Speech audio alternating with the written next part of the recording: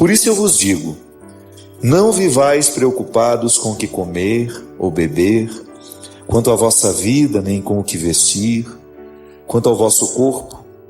Afinal, a vida não é mais que o alimento, e o corpo mais que a roupa? Olhai os pássaros do céu, não semeiam, não colhem, nem guardam em celeiros. No entanto, vosso Pai Celeste os alimenta. Será que vós não valeis mais do que eles? Quem de vós pode, com sua preocupação, acrescentar um só dia à duração de sua vida? E por que ficar tão preocupados com a roupa? Olhai como crescem os lírios do campo. Não trabalham, nem fiam. No entanto, eu vos digo, nem Salomão, em toda a sua glória, jamais se vestiu como um só dentre eles. Ora, se Deus veste assim a erva do campo, que hoje está aí, amanhã será lançada ao fogo, não fará muito mais ele por vós, gente de pouca fé. Portanto, não vivais preocupados dizendo, que vamos comer, que vamos beber, como nós vamos nos vestir? Os pagãos é que vivem procurando todas essas coisas. Vosso Pai que está nos céus sabe que precisais de tudo isso. Buscai em primeiro lugar o seu reino, a sua justiça, e todas essas coisas vos serão dadas por acréscimo. Portanto, não vos preocupeis com o dia de amanhã, pois o dia de amanhã terá a sua própria preocupação. A cada dia basta o seu mal. É tão interessante, minha gente, a gente perceber o acolhimento das ideias de Jesus ao coração da gente. Como se tivesse o poder de nos abraçar. Como se tivesse o poder de entrar no nosso coração e nos dar um alento, um significado. É assim que a gente precisa compreender a palavra. Como aquela que acolhe a nossa humanidade e nos empresta recursos para a gente ser melhor. Sempre que Jesus está diante dos seus amigos, e todos aqueles que estavam para ouvi-lo, ele considerava amigos, era justamente para ajudá-los a viver. Essa palavra vem sempre para nos dar um aconchego e ao mesmo tempo é como se pudesse depositar dentro de nós um pequeno conflito que vai abrindo a nossa mente para a gente compreender cada vez mais como é que nós podemos viver a nossa vida. O Senhor nos fala, Ele nos diz, Ele nos convida a entrar no difícil contexto da simplicidade. Nas bem-aventuranças, Jesus já começa a chamar a atenção para a necessidade de buscar uma série de situações práticas. Dentro da bem-aventurança, ele coloca um discurso absolutamente difícil de compreender, porque ele no primeiro momento parece contraditório. Como é que alguém pode ser feliz sendo pobre, né, Ziza? Como é que alguém pode não ser feliz sendo pobre? Jesus fazia um jogo de palavras que também entrava dentro de conceitos que ele quebrava. Sim. As pessoas pensavam, é verdade, e às vezes a gente pensa assim mesmo, só é possível a gente ser feliz se a gente tiver muito. Ele disse que não. Se eu tiver bem-aventurado, tudo que eu quiser, eu vou estar pronto para ser feliz. Não, bem-aventurado é aquele que consegue administrar o não ter. Em paz, né? Em paz. Sem ficar reclamando, chorando. Claro, não é nenhum problema a gente trabalhar para a gente conquistar, para a gente ter. Sempre digo isso. É direito seu, com honestidade, com o seu trabalho, você construir a sua casa, você ter o direito ao lazer, estudar, você dá um conforto aos seus filhos, mas não se esqueça de que existe uma riqueza infinitamente superior a tudo aquilo que materialmente a gente pode ter, que é inclusive nos ajudar a significar o que o dinheiro nos deu. Rico não é aquele que tem muito, mas rico é aquele que precisa de muito pouco para ser feliz. Olha isso. Sabe, feliz com pouco, né? É um espírito grato. Você sabe, Ziza, que andando pelo Brasil, na oportunidade de conhecer tanta gente, quando uma pessoa faz a experiência da misericórdia e da fé, ela assume uma riqueza que nada nessa vida pode dar. Não é nada pode ser maior do que você acreditar na misericórdia de Deus. Nada. Você passar por aquela experiência de viver o desconcerto da misericórdia. Deus me ama. Deus me ama, me sustenta e me ajuda a dar um significado até quando eu não tenho. Eu já falei isso aqui muitas vezes e você certamente já me ouviu. Deus me fala sim quando me diz não. Deus me protege quando muitas vezes a vida me nega alguma coisa. Quando eu preciso passar pelo difícil momento de não conseguir identificar uma vantagem. Ali eu preciso me despojar das expectativas, daquilo que eu achava que podia ser. É a tão sonhada simplicidade, a confiança nessa misericórdia que vai nos envolvendo de sabedoria. Às vezes a nossa insegurança, ela é tão determinante que ela nos escraviza.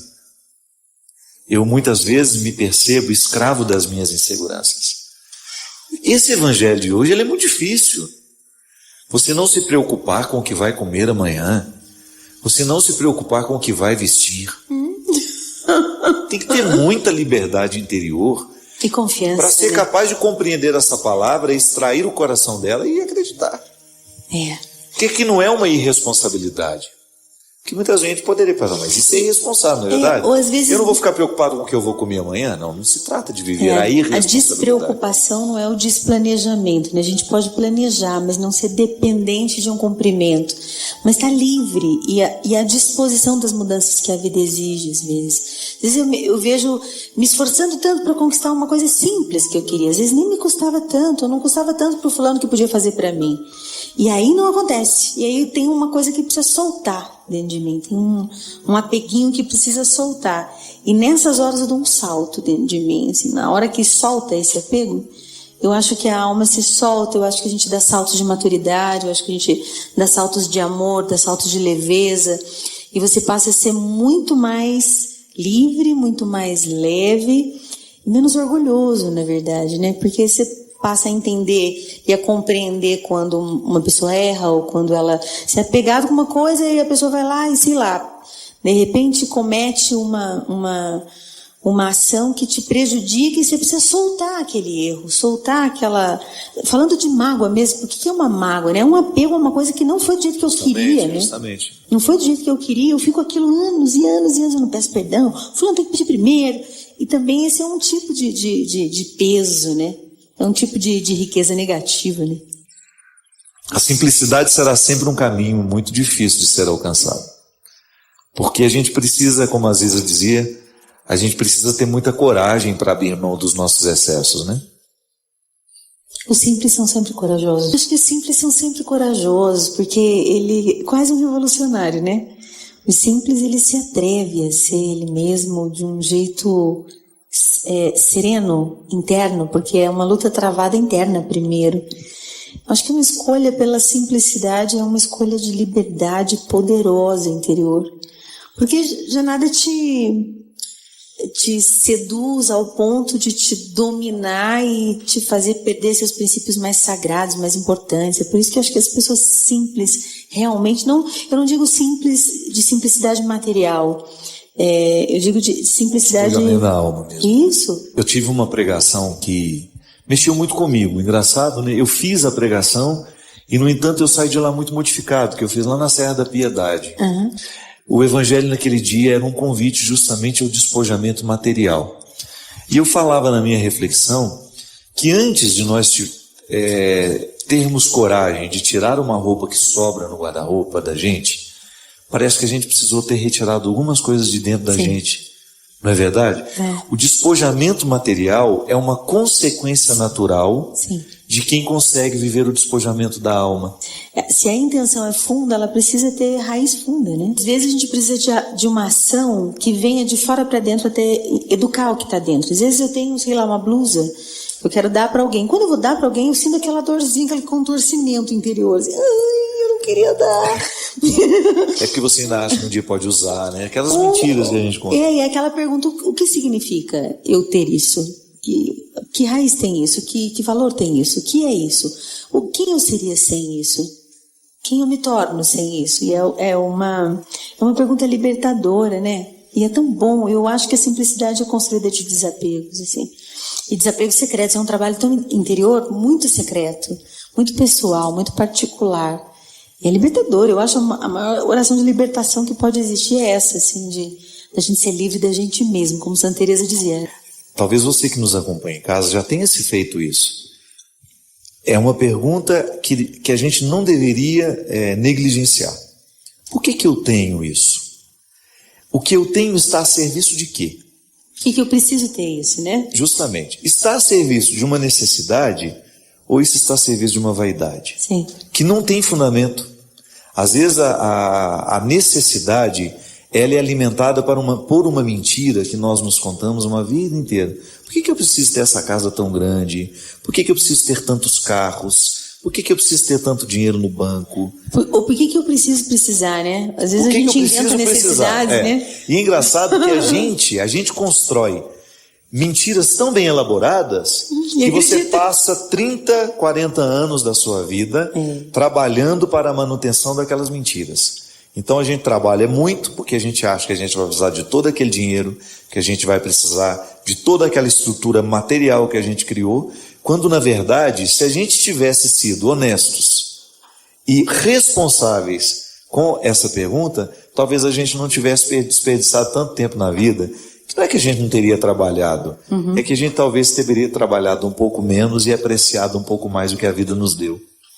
Às vezes eu fico vendo, Ziza, que na vida espiritual muitas pessoas não crescem por causa justamente da coragem de sondar as questões humanas que pesam. Porque às vezes nós queremos tratar as questões espirituais sem tocar as questões humanas. Ah, não tem jeito. Eu quero ficar mais santo sem deixar de ser ciumento. Não tem jeito. Não é verdade? Eu quero ficar mais próximo de Deus, eu quero ter uma alma mais pura, mas eu não quero abrir mão das mágoas, das picuinhas que eu cultivo no meu dia a dia, com meu irmão tal, com minha esposa, com meu esposo. A gente vai criando uma teia extremamente desfavorável à vida espiritual da gente, depois a gente quer ser espiritualizado. Você assistiu a Missão? Daquele gravado na Argentina? Isso. Sim, há bastante tempo. Tem uma cena que eu gosto muito, que aquele rapaz que comete um crime, que se impõe um fardo. E o fardo dele é físico, né? Ele se coloca uma penitência de carregar uma coisa enorme nas costas, que ele vai arrastando aquilo ao longo da vida. E numa maneira de expurgar o pecado, ele então colocou-se esse sacrifício. É que ele foi muito tempo na vida dele, até o momento em que ele está subindo uma cachoeira, naquele momento de muita dificuldade, e que ele é colocado diante de um limite. Ou ele joga aquele fardo fora, ou ele não consegue chegar até o fim. Senão ele iria cair. Ele estava sem forças para o próprio corpo, muito mais ainda para um corpo é uma espécie de uma mochila enorme que ele carregava, um monte de tralha pesada, que era uma maneira que ele tinha publicamente de demonstrar que era um pecador. E é muito bonita a cena, porque alguém olha para ele e fala: meu amigo, ou você joga isso fora, ou você não chega até o fim. Meu Deus. E a cena é lindíssima, porque ele vai tendo coragem de soltar o fardo das costas, e aí ele olha para baixo, aquilo caindo, aí ele se agarra na pedra e chora como se fosse um menino mesmo que tivesse conseguido viver uma libertação. Ou melhor, como tivesse recebido uma consciência nova, enfim. É o que acontece com a gente toda vez que nós temos coragem de julgar fora os excessos que nos impedem chegar ao alto da montanha. A vida espiritual é feita desse fio que vai tecendo uma tela imensa de humanidade, né? Eu não consigo ver separado, assim, eu já não consigo mais. E eu acho que é tão entranhado a minha experiência com Deus, desse desafio constante humano. Porque às vezes a gente reza esperando um repouso humano para que a gente viva uma altura espiritual das coisas, né? Um repouso dos meus conflitos humanos para que Deus me visite. E não existe esse repouso. A alma humana, ela é feita de tensão eternamente. Sempre vai ser uma luta interior. E nessa luta o repouso acontece, no meu modo de ver, só no exercício forte da humildade mesmo, da simplicidade. É quando você se rende, na verdade, né? Se rende. Você sabe que eu tive um contato muito forte com o conceito de humildade com o Léo. E nós estávamos num retiro daquele, lá na Casa Deon, e uma senhora veio parabenizá-lo perto de mim. Eu lembro que nós estávamos nós dois caminhando lá de fora, aí de repente ela foi, elogiou, e todo mundo fica bem constrangido quando você fica sendo elogiado demais, né? É desconfortável. Eu dou um jeitinho de parar logo o elogio e abraço a pessoa, obrigado pelo carinho, tá isso, bom, aquilo. né? Tá Só ótimo. a pessoa vai exagerando e você vai ficando constrangido. E aí o Léo, ele parou, deixou ela falar, ele falou assim: minha filha, você está vendo aquelas flores bonitas ali? Sim. Sabe por que aquilo ali está bonito daquele jeito? Sim. Porque existe esterco ali. Sabe o que é esterco? É merda, perdão da palavra. Pronto, eu sou isso.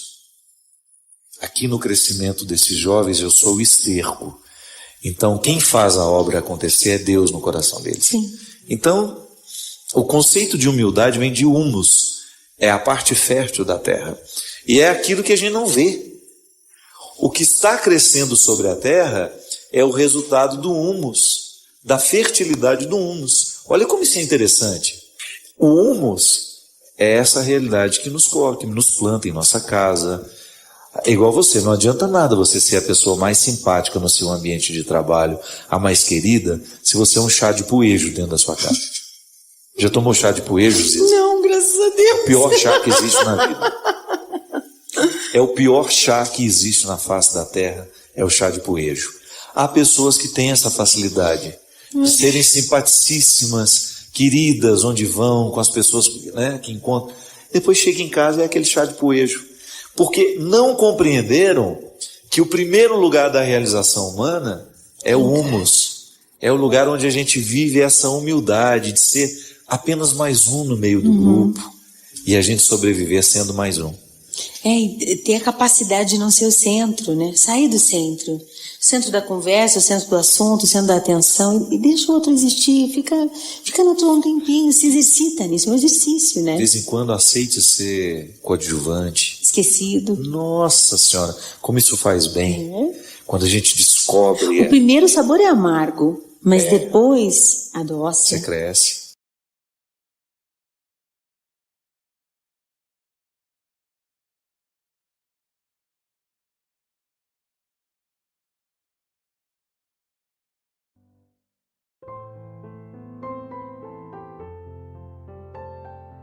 Não há harmonia o tempo todo.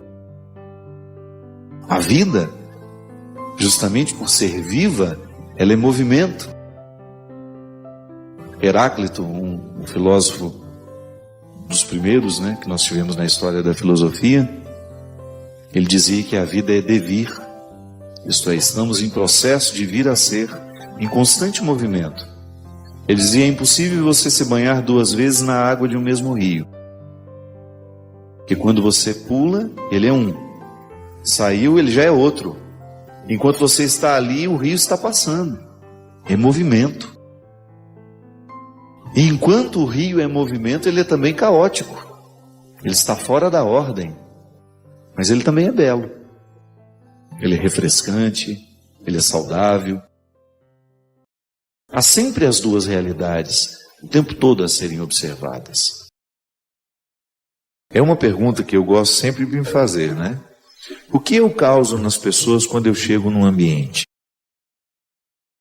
Sim, porque eu também me identifico como aquele que traz confusão, como aquele que retira a paz, como aquele que arruma encrenca. Sim, eu não estou livre disso. Mas eu não quero ser isso. Às vezes você percebe algumas pessoas tão acostumadas a serem assim, não se problematizam mais. O ambiente está bom quando ela chega, fica pesado, crítica demais, apurrinhadora, enjoada, aborrecida. Não precisa ser assim. Eu vou ter que lidar o tempo todo com precariedades, com realidades caóticas, porque nós somos assim. Eu tenho em mim uma natureza que pode ser harmoniosa. Luto para isso. Eu busco no meu dia a dia estabelecer dentro das minhas condutas, dentro da agenda do dia, eu procuro colocar o meu autoconhecimento, a oportunidade de aprender a lidar comigo, para que cada vez mais eu saiba conhecer os meus mecanismos, o porquê que sinto assim, porquê que sou indeciso, porquê que tenho facilidade de me irritar com aquele tipo de realidade, com aquele tipo de estímulo. Vou fazendo o meu dever de casa, mas eu não deixo de ser caótico. Eu caminho na direção de uma harmonização de tudo isso. Mas o tempo todo eu me experimento caótico. Às vezes nós nos tornamos pessoas pesadas para os outros porque nós não temos sensibilidade de perceber que estamos assim, que estamos acostumados a ser assim. De tudo reclamamos, para todos reclamamos. Perdemos já não temos mais a percepção do quanto que nós reclamamos. E é claro que nós, sendo assim, nós nos tornamos um peso para o outro. Porque ninguém gosta de ficar ao lado de uma pessoa que reclama o tempo todo. Ou então nós nos tornamos fofoqueiros e já achamos natural fazer fofoca o tempo todo, comentar da vida alheia o tempo todo. Chegamos num ambiente, não provocamos outra coisa senão a fofoca. Não provocamos bons frutos. O que é lamentável. Nós desperdiçamos a oportunidade de transformar o ambiente com a nossa vida, com o nosso jeito de ser. A vida é assim. A vida tem contrários, como bem diz a canção. O direito tem um avesso, o de graça tem seu preço. E eu preciso identificar no meu dia a dia todas essas realidades, compreendê-las e absorver o que é favorável de tudo isso. Porque às vezes a gente tem uma tentação de pensar que o contraditório não pode nos favorecer. Pode sim. Quando eu experimento a minha contradição, quando eu experimento a minha hipocrisia, quando eu experimento a minha transgressão, ali eu tenho a oportunidade de aprender boas regras. Na minha fraqueza é que sou forte, São Paulo dizia. É o discurso da contradição. Eu sei que você vive os mesmos desafios que eu, porque nós somos iguais. Podemos até estar em estágios diferentes, mas em algum momento da vida nós já fomos iguais. Tivemos os mesmos medos, nos alegramos pelas mesmas causas e enfrentamos os mesmíssimos desafios. E um deles é este: nós conseguirmos extrair de nós, conseguir arrancar lá do fundo dessa humanidade tão machucada, a coragem para que o Evangelho se torne uma realidade muito viva em nós. Eu acredito que quanto mais maduro a gente fica, maior é a nossa capacidade de conviver com os contrários da vida. Mesmo porque eles estão por toda parte. Se tem uma coisa que a gente precisa perder naturalmente, é a visão ingênua das coisas. A primeira visão ingênua que a gente precisa vencer é de que tudo será como a gente quer que seja. Né? Começa por aí. Já é um salto de maturidade quando a gente descobre que não, o mundo não vai girar, as coisas não vão ser do jeito que a gente imagina que tem que ser. Toda a realidade está imersa num processo vivo que dá a ela uma característica de ser também caótica. É essa oportunidade diária que nós temos de oferecer ao outro o que Cristo já fez no nosso coração. As barreiras que Ele já derrubou dentro de nós, ou tudo aquilo que nós já conseguimos alcançar de nós, por força do empenho diário, de poder escolher entre aquilo que nos foi dado geneticamente e aquilo que nos foi condicionado socialmente.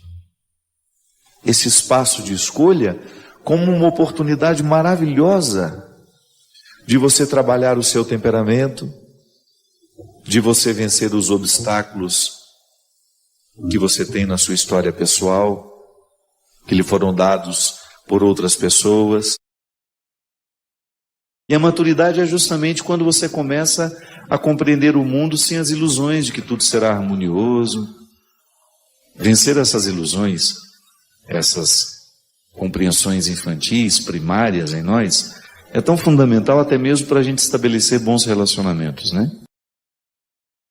Você precisa partir do princípio de que você pode amar uma pessoa, que você pode estabelecer um vínculo com ela, mas que não será perfeito. O único amor perfeito que existe é aquela rosinha que existe nos jardins. É o único que a gente conhece. Todos os outros são marcados por qualidades e limites. E só é possível viver o amor, viver os bons relacionamentos, se a gente tiver essa consciência iluminada de que não serão perfeitos. Aqui, hoje nós estamos falando que muitas vezes o nosso amor pode ser fruto da nossa carência. É disso que Jesus fala. Quando eu não sou livre para amar, quando eu estou amarrado às minhas necessidades, eu quero amar para ser amado também. Eu quero amar para ser admirado pelo outro. Eu quero fazer um gesto de caridade para que isso possa repercutir e os outros venham me admirar. É toda uma preocupação com a exterioridade. O amor que eu amo tem que primeiro agir nas dimensões mais profundas da minha vida. Lá onde tudo é bastidor. Lá onde não existe publicidade. Nós estamos justificados o tempo todo. A gente finge ser cristão o tempo todo. E fingimos bem. Expulsamos, rejeitamos. Você acha que eu não observo isso em mim todos os dias? Sem medo. Sem medo de reconhecer aqui para você. Tantas vezes eu sou hipócrita. Porque não sou capaz de fazer as mesmas escolhas de Jesus. Porque não sou capaz de reconhecer o que de fato precisa de mim. Onde é que eu preciso exercer a realeza de Jesus? Sem vaidade, sem excessos, sem prepotências, sem arrogâncias. Até mesmo nas ideias. Porque isso é interessante, minha gente. Quando uma pessoa tem esse Deus vivo, natural em si, ela agrega naturalmente para perto dela muitas outras pessoas que querem viver a mesma experiência. Aí você entende o porquê que o Evangelho é contagioso. Que uma pessoa verdadeiramente convertida ao Evangelho, ela se torna um atrativo, não no sentido de superficial de ser uma atração, não, mas de provocar a atração. De ser um ponto de convergência. Sim, nós experimentamos muito isso dentro da nossa casa. Quando você identifica que existem algumas pessoas, geralmente é o pai, a mãe, ou uma tia, uma avó, alguém que tem essa força, esse carisma de agregar. Como Deus se utiliza dessas pessoas para harmonizar situações difíceis, criar paz num contexto de dificuldades, de ser aquela pessoa ponderada que nos ajuda a entender o meio termo. Essas pessoas são fundamentais na vida humana. Se a gente quiser pensar o nosso cristianismo com muita responsabilidade, teremos de passar a nossa reflexão por esse crivo. No que acreditamos? No que fazemos com o que acreditamos?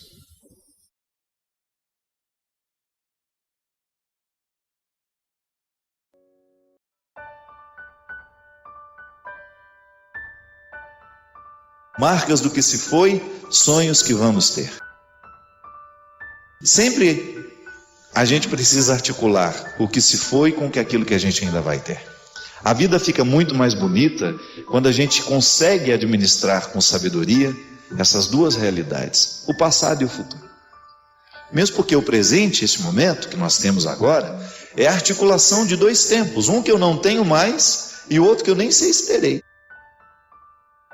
Então essa sabedoria, me colocando na possibilidade de ver o meu tempo presente como uma oportunidade de fazer valer o passado que eu tive, com todas as dificuldades, com tudo aquilo que me foi penoso, e ao mesmo tempo não permitir que o que me foi penoso me impeça de sonhar um futuro melhor. Você que participa da minha vida de maneira tão direta, você que me acompanha, você que é meu amigo, eu tenho refletido cada vez mais no conceito de amizade, enquanto um vínculo que nos fraterniza, que nos coloca, ainda que a gente não participe da vida um do outro no dia a dia. Quando nós identificamos pessoas que estão articulando sonhos semelhantes aos nossos. Num tempo onde tem tanta guerra, onde tem tanto desentendimento pelo mundo afora, a gente encontrar pessoas que estão fazendo o seu esforço pessoal de estabelecer pontes ao invés de quebrá-las. De não permitir que o preconceito nos afaste uns dos outros, que o preconceito nos impeça de conhecer pessoas que às vezes a gente julga mal. Num tempo onde o mundo tem sido tão cruel, a gente diminuir a crueldade no espaço que nos é possível. Você identificar pessoas que estão fazendo isso também. Isso gera uma amizade, uma fraternidade cristã, ainda que um outro esteja lá na Indonésia e eu aqui no Brasil.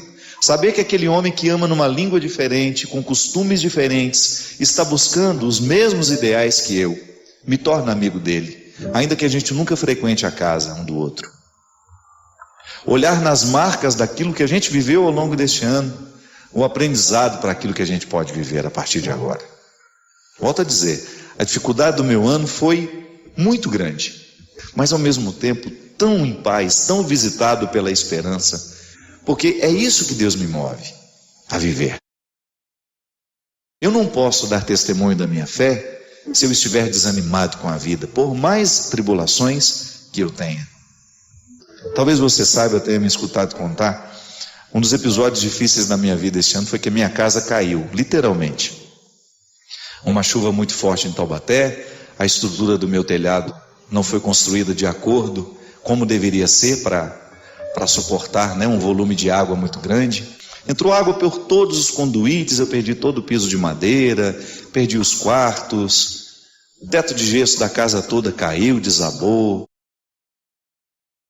Foi uma coisa muito triste. Eu me lembro que eu estava viajando e quando eu cheguei em casa, a Teca, eu já vi pelo jardim, já vi que alguma coisa muito séria tinha acontecido. Foi no dia 9 de março isso. Quando a Teca me esperou descer do táxi, ela me abraçou já chorando, lembro direitinho como se fosse hoje. Ela me falou assim: por favor, fique calmo com tudo que você vai ver. E quando eu entrei, gente, foi uma visão horrível, de você ver o fruto do seu trabalho, do seu empenho, as suas coisas, tudo destruído, a casa, aquela estrutura que até então condensava afeto, que era o seu lugar de descanso, não existe mais. Você não pode dormir, você não pode deitar, você não pode sentar. E de repente a porta da cozinha ficou aberta, e no meio dos destroços todos, daquela destruição toda, daquela sujeira toda, quem me surge correndo pela casa, feliz, sem saber o que acontecia? O Luca, o meu cachorrinho. E foi impressionante como Deus me curou através daquela criatura naquele momento, sabe? Ele com aqueles olhões arregalados, feliz porque eu estava chegando em casa, sem saber o significado daquela destruição, mesmo que ele nem sabia que aquilo estava destruído, Ele só queria me encontrar. O amigo dele tinha ficado 15 dias longe, viajando, e estava voltando naquela hora. Ele não tinha a menor intenção de me olhar com algum outro olhar que não fosse a da alegria de me ver chegar. Eu me lembro que eu sentei no chão e abracei aquela criatura e chorei tudo o que eu precisava chorar. E é como se naquele momento Deus me fizesse entender, através do não entendimento do Luca da tragédia, de que a vida pode ser sempre bonita, desde quando a gente encontre um motivo, ainda que seja pequeno, para a gente recomeçar na nossa história. O que é uma casa destruída? Nada, é um prejuízo financeiro, é. O que a gente não pode permitir é que a casa caia dentro de nós. O que a gente não pode permitir é que a estrutura que nos sustenta possa ruir, através dos problemas que a gente enfrenta. Eu não tenho um filho para me abraçar quando eu volto. Talvez você tenha. Talvez você tenha pessoas que possam significar todos os seus desastres, todas as suas tragédias, no momento em que você chega em casa e que te abraça. Naquele momento, o abraço da Teca foi um sustento para mim. Mas o que Deus falou em mim, através daquela criatura, que não entende nada de tragédia, identificar naquele momento a voz de Deus falando em mim, da mesma maneira como falou a Francisco de Assis, através da natureza, através dos bichos, né? Me comprometeu ainda mais com tudo aquilo que eu precisava deixar cair dentro de mim junto com aquela casa. Que às vezes não é só uma parede que cai, não é só um teto que desaba. São estruturas humanas dentro de nós que precisam ruir. O nosso apego, quem sabe? O nosso apego ao que é material. E de repente, quando eu olhei para tudo aquilo que materialmente a gente pode reconstruir, e eu vi o meu amigo que não poderia ter sido reconstruído se ele tivesse sido morto. Da mesma maneira como nós olhamos para um pai, para uma mãe, para um filho, e você perceber que aquilo não é material, que pode ser reconstruído, que se a doença nos leva, se a morte nos abate, não tem como recomeçar aquela pessoa de novo. Uma parede você reconstrói, um teto você arruma, um portão que caiu você levanta, um jardim que ficou destruído você reconstrói. Agora uma pessoa não. Um ser humano será sempre a maior preciosidade que nós podemos ter na história, na nossa história pessoal. O amor que a gente ama, o perdão que a gente concede, tudo aquilo que a gente vive no dia a dia da nossa casa, com os nossos pais, com os nossos irmãos, com os nossos amigos. Naquele momento o abraço do Luca, aquele olhar sorridente para mim me dizia só isso. Que bom que você voltou, ponto final. Que bom que você está aqui, ponto final.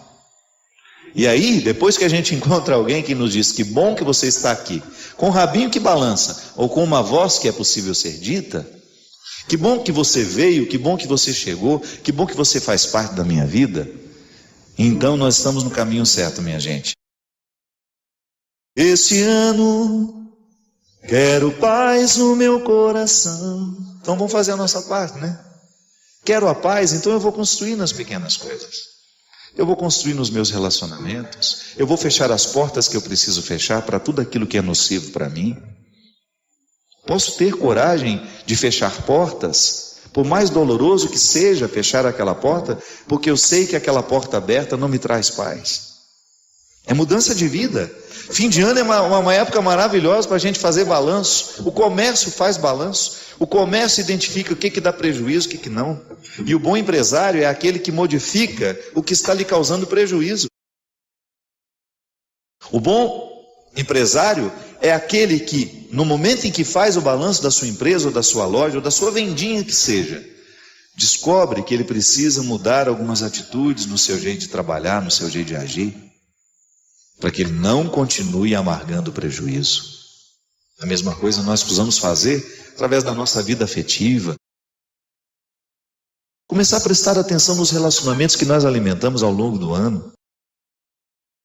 O que é nocivo para nós nesse relacionamento? Estabelecer, pontuar, é direito.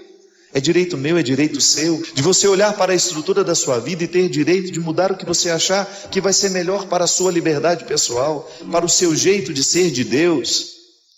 Criar essa paz, você ser o construtor da sua paz.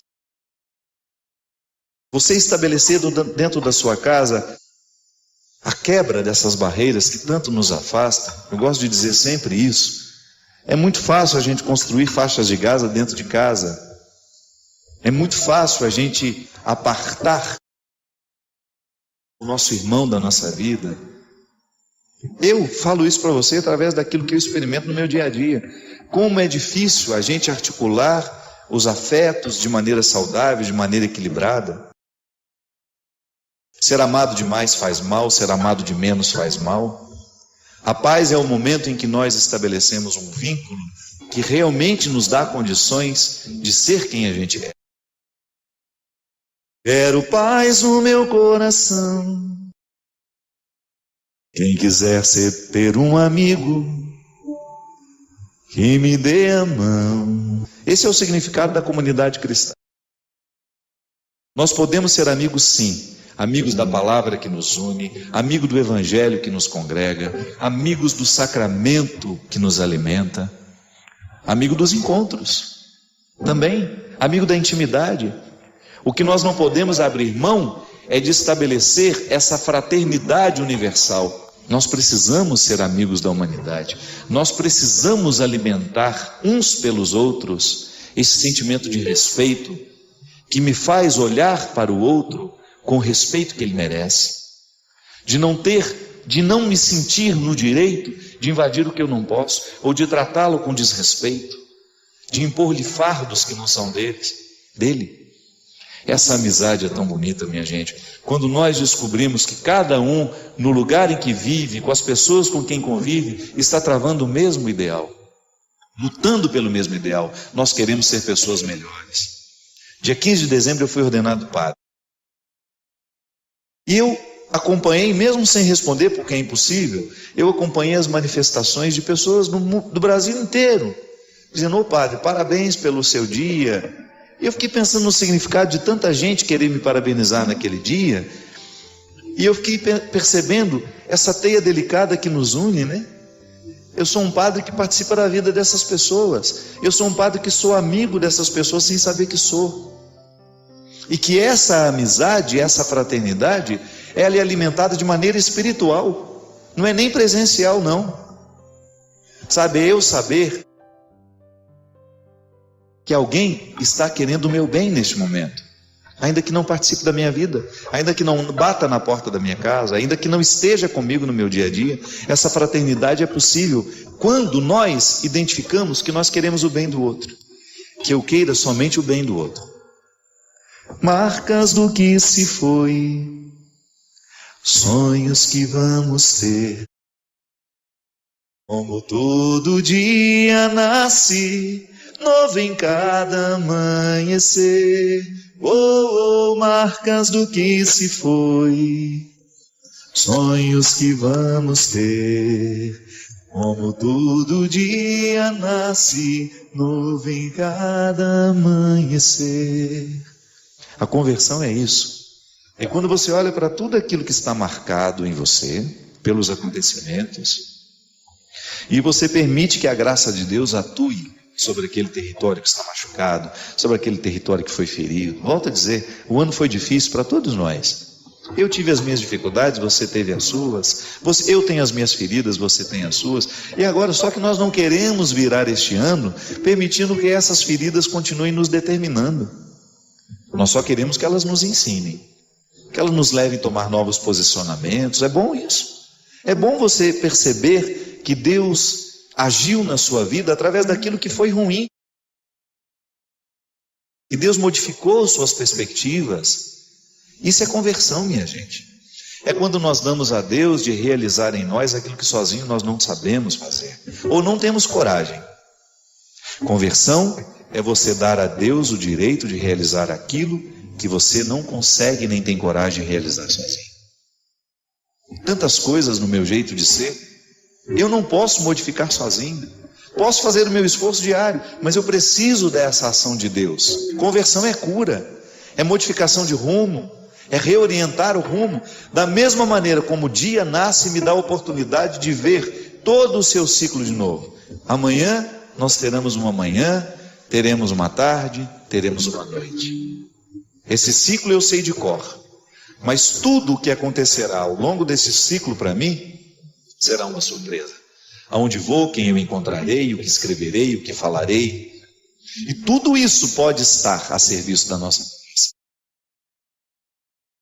É você olhar para o ciclo desta vida, que nunca termina. Sempre teremos noites, sempre teremos manhãs, madrugadas, tardes, oportunidades, horas à nossa disposição. E agora?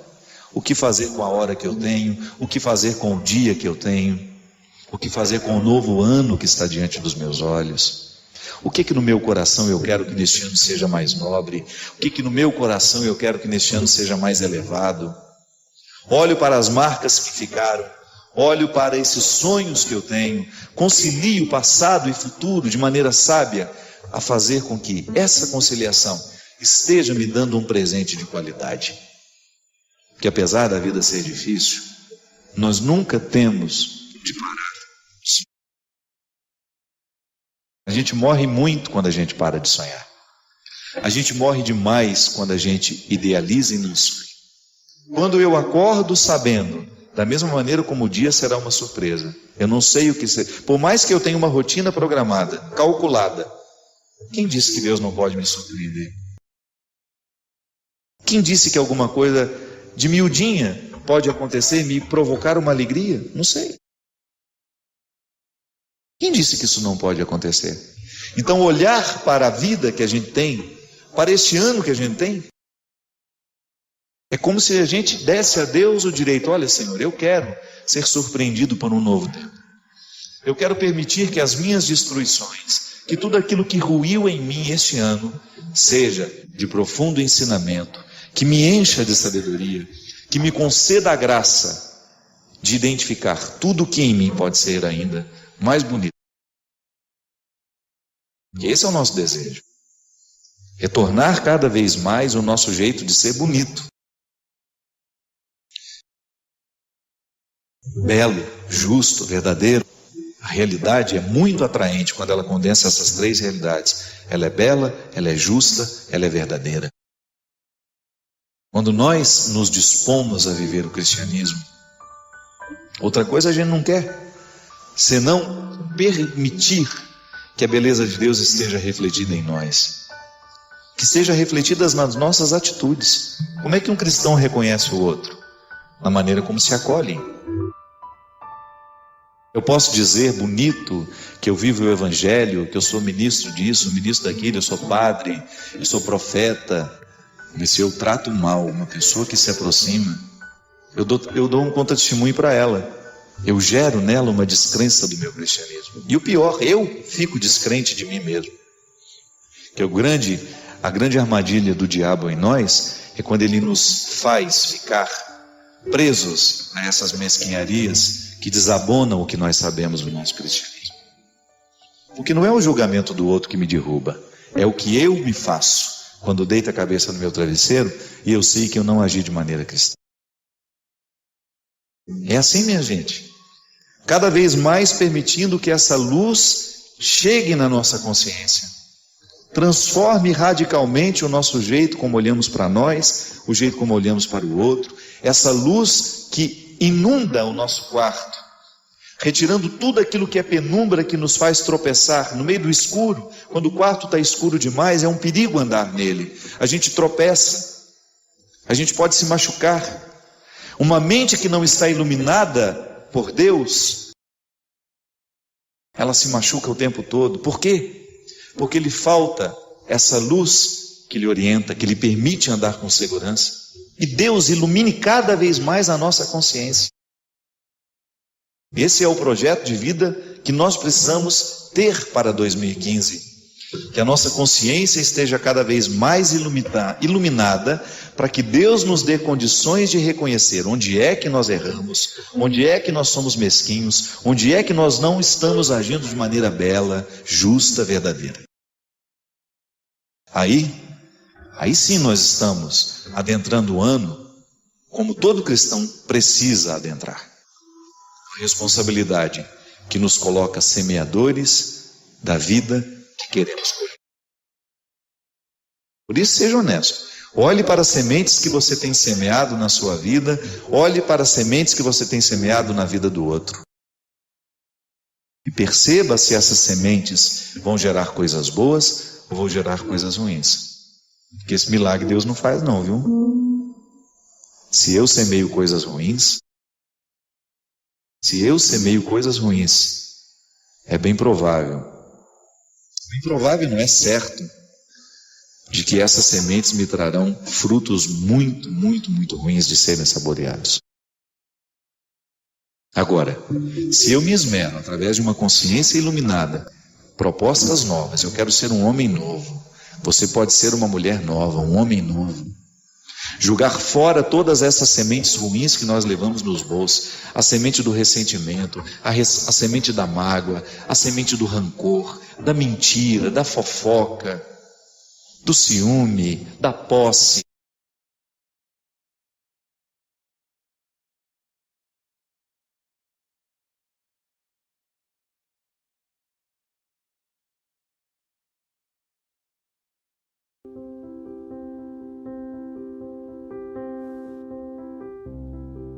Padre Fábio, há muito tempo eu tinha vontade de escrever. É o seguinte: perdi o meu filho mais velho com 30 anos de idade em um acidente de moto. E desde então não tenho mais vivido como pessoa. Tenho depressão, a vida perdeu o sentido para mim. Sei também que a sua mãe perdeu uma filha num acidente muito trágico. Gostaria que o senhor me ajudasse. Por favor, dê uma resposta que possa aliviar a minha angústia. Eu sei que muitas outras pessoas também passam por essa dificuldade, né? A senhora não fala quanto tempo, né, que já viveu essa experiência. Não sei quanto tempo que aconteceu esse acidente com seu filho. Vou dizer a partir da experiência que eu vi dentro da minha casa. A morte da minha irmã foi muito trágica para todos nós, né? Não é fácil você perder, minha mãe sobretudo, uma filha aos 29 anos, cheia de vida, bonita, cheia de projetos, com um filho para criar, e de repente nós recebemos a notícia da sua morte. Talvez um dos momentos mais dolorosos que a minha família precisou enfrentar até o dia de hoje. Eu me lembro que quando eu encontrei a minha mãe, assim que eu cheguei, eu morava em Terra Boa na época, viajei um dia inteiro até chegar, né? Recebi a notícia de manhã e consegui chegar lá na casa da minha mãe à noite daquele dia. E eu me lembro que eu encontrei uma mulher extremamente abatida. Claro, é natural que seja assim, né? Minha mãe estava destruída, tadinha. Mas eu notei que nas mãos daquela mulher existia um pequeno objeto. Era um terço, bem pequenininho, que ela segurou desde o momento em que ela ficou sabendo da notícia da morte da minha irmã. O que eu vi logo em seguida foi um sofrimento duro, muito duro mesmo. Presenciei muitas situações terríveis envolvendo a dor da minha mãe, né? A minha mãe precisou logo em seguida ir a Belo Horizonte, onde a minha irmã morava. O apartamento dela estava fechado. Depois do acidente, a minha mãe precisou ir lá, recolher as coisas dela, guardar tudo. E eu percebi que, vendo a minha mãe enfrentar tudo aquilo, eu descobri uma coisa, que ninguém morre de uma vez, né? Acontece o acidente num dia, e durante um bom tempo a gente precisa se dar essa notícia. Eu vi isso comigo também. E o que eu experimentava dessa dor? Que quando nós perdemos assim alguém de maneira muito trágica, nós precisamos nos dar essa notícia todos os dias. Porque é interessante, não é que dói mais ou dói menos, é que a gente está menos preparado, né? Se você acompanha uma doença de uma pessoa, você vai acompanhando aquele processo, chega um momento que quase que a família deseja, né, que aquela pessoa pare de sofrer.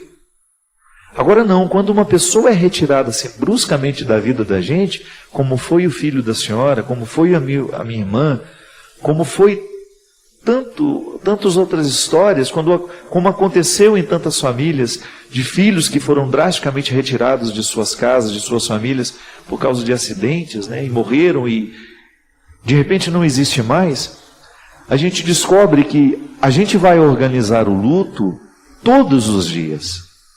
Não tem como. Todos os dias eu acordava e eu sentia o impacto daquela notícia terrível. Às vezes eu acordava de madrugada e eu chorava muito, que minha irmã me fez e me faz uma falta danada. O tempo vai modificando, né, o jeito como a gente vai sentindo isso. Mas foi muito duro. Foi muito duro. E eu me lembro que a minha mãe viveu o mesmo processo. Ela falava da luta que foi para ela ter que encarar aquela casa sem a presença da minha irmã, ter que viver aquele processo tão doloroso de ir no apartamento onde ela morava, de organizar as coisas dela, de encaminhar tudo aquilo para que a vida pudesse continuar. Nessa organização do luto da minha mãe, Deus esteve presente o tempo todo. Sabe, eu acho que aquela cena que eu vi no dia da morte da minha irmã, a minha mãe segurando aquele terço, um símbolo de fé, para mim foi uma consequência, como se eu visse o resultado da fé na vida de uma pessoa. Em nenhum momento eu vi a minha mãe blasfemando, Em nenhum momento eu vi a minha mãe se revoltando contra Deus, muito embora eu acho que isso também seja natural acontecer. Você que blasfemou, você que está revoltada contra Deus, não se culpe por isso. Eu acho que esse processo é natural, né? Volto a dizer, todos os dias a gente se dá a notícia. Todos os dias você precisa dizer para você mesmo, meu filho está morto. E as reações vão ser diferentes, porque o coração humano é dinâmico. Nós não podemos esperar dele uma resposta igual. Um dia você vai estar um pouco mais revoltada, um dia você vai estar mais tranquila, um dia você vai estar mais, não sei, mais leve, um dia vai ser mais pesado. O que a gente não pode perder de vista é que, a partir do momento que a perda acontece, é uma responsabilidade nossa com aqueles que ficaram, a gente encaminhar o nosso luto de um jeito certo, né? Tem que ser honesto. Eu não posso, a partir de uma perda, inviabilizar a minha vida e a vida de quem está do meu lado. Aliás, minha gente, eu fico pensando que a gente só se recupera por causa dos outros mesmo. A gente entra no segundo plano. Mas quando a gente olha para os que ficaram, e para minha mãe, para ela recuperar-se da morte da minha irmã, foi fundamental que ela pudesse olhar para o Conrado, que era o filho da minha irmã, que havia ficado e que minha mãe precisava terminar de criar. E a minha mãe viu naquele menino um sentido para a vida. Então a gente precisa descobrir o que o outro me deixou, o que o meu filho me deixou, que pode ser um ponto de partida para a minha recuperação. Minha gente, não existem receitas mágicas. O que deu certo com a minha mãe pode não dar certo com você, mas o que deu certo com ela pode dar certo com você. Eu não estou dizendo que é uma regra, que todas as mães vão enfrentar a perda do mesmo jeito. O que eu estou dizendo é que existem elementos que são iguais na organização do luto. Isso é a psicologia que nos ensina. Que toda vez que nós perdemos alguém, que nós precisamos lidar com a ausência de alguém, nós temos que descobrir algum ponto de partida que possa nos auxiliar à retomada da vida, e geralmente esse ponto de partida está diretamente ligado à vida daquele que foi. Agora, minha filha, o processo é seu, a luta é sua, nós queremos lhe ajudar, nós queremos que com essa palavra, quem sabe colocar um sentido novo na sua vida. Mas eu tenho certeza que se você buscar isso em Deus, Ele não vai te desamparar. A minha mãe é uma mulher que me ensina isso o tempo todo. Deus faz parte da vida da minha mãe. O tempo todo ela fala nele, ela vive a partir dele. Todas as esperanças dela nele estão colocadas. Reze sobre a sua dor. Sem fórmulas mágicas, sem fórmulas prontas. Fale com Deus tudo aquilo que se passa no seu coração. Fale da sua mágoa, do seu desespero, da sua dificuldade de aceitar esse fato. Tenho certeza que Deus não vai te deixar desamparado. Tenho certeza que Deus vai te dar o consolo necessário. E que aos poucos, mediante o seu esforço também, auxiliado pela graça divina, você vai ter a graça de reencontrar o caminho da alegria. Pode ser que você nunca mais vá ser a mulher que você era antes da partida do seu filho. Mas quem sabe você pode ser melhor, por causa do sofrimento que viveu. Eu sempre escuto isso: padre, eu nunca mais vou ser a mesma pessoa. Mas que esta pessoa nova que está surgindo seja melhor que aquela que estava antes. Né? Eu acho que ninguém pode morrer em vão. Um sofrimento deste não pode ser em vão. Se ele visitou a minha vida, eu quero que ele me deixe um grande aprendizado. Se ele me machucou, se ele me faz chorar, eu quero que ele gere dentro de mim um aprendizado, uma maturidade. É o que nós precisamos pedir a Deus todos os dias. Que o nosso sofrimento não seja em vão. Que quando ele passar por nós, ele provoque em mim, em você, uma nova pessoa, mas uma pessoa melhor, para que a gente tenha a graça de poder dizer: depois daquela dor, eu nunca mais fui o mesmo. mas para melhor. Então existem pessoas, por exemplo, eu conheço uma mãe que teve um filho terrivelmente assassinado, que perdeu a vida brutalmente, que depois da morte do filho, ela precisou criar um grupo, que ela tinha uma terapia coletiva de mães que perderam um filho da mesma forma. Claro, bem administrados, esses grupos fazem um bem danado, né? Porque a gente sabe que toda vez que nós temos a oportunidade de partilhar a nossa dor com alguém que vive uma dor semelhante, a gente se sente mais compreendido. Porque um dos grandes fatores que gera a solidão é a gente identificar que o outro não sabe sentir como a gente sente e não está nem um pouco interessado em fazer um esforço para sentir. É interessante que há uma estatística que existem casais que após a perda de um filho passam por crises matrimoniais muito sérias. E em muitos casos há uma separação. O filho morre, o casamento que era ótimo, que estava tudo bem, de repente entra numa crise e os cônjuges se separam. Por quê? Porque há uma diferença muito grande da maneira como lidam com a dor, o homem e a mulher. O homem sente do mesmo jeito, sente profundamente a dor de perder um filho, mas é muito diferente da maneira como a mulher sente. O homem tem uma facilidade maior de retomar a vida, de recomeçar. Então a mulher muitas vezes enxerga nisso uma afronta à dor que ela sente. Então por isso que existem muitos casais que após perderem os filhos precisam de acompanhamento psicológico, terapêutico, para que o casamento não entre em crise, porque a gente sabe que existe uma tendência muito grande à separação por causa de uma forma diferente de compreender a mesma dor. Sem dúvida, é muito bom quando nós sabemos que o outro está sentindo com a gente. Isso causa proximidade. Mas também gera uma divisão quando você cisma ou você percebe que o outro não está sentindo com a mesma intensidade. Então a gente precisa de ajuda.